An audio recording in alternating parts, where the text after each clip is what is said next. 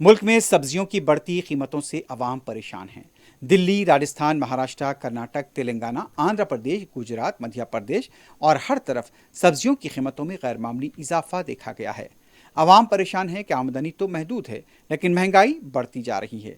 ताजरीन का कहना है कि बारिश की वजह से फसलें खराब हुई, इसलिए कीमतों में इजाफा हुआ। ऐसी सूरत हाल 1 से 1.5 महीने तक बरकरार रह सकती है। कस्टमर जहाँ 2 किलो टमाटर लेते थे अब आधा किलो लेते हैं, ज़्यादा ज़्यादा 1 किलो लेते हैं। तो बजट तो सबको अपने घर के हिसाब से चलाना पड़ता है, जितनी इनकम होती है उस हिसाब से। अभी टमाटर 110 रुपये किलो भी है, 120 रुपये किलो भी है। कल के हिसाब से महंगाई है और क्या, कुछ भी नहीं। अभी क्या भाव कभी लिया? अभी तो 70 रुपये पा लिए, 70 रुपये पाव लिया अदरक लिया। 70 का पाव, 140 का आधा किलो। हाँ। जल्दी तो बोले। पहले 30 रुपये पाव मिल जाता था, अब 70 हो गया।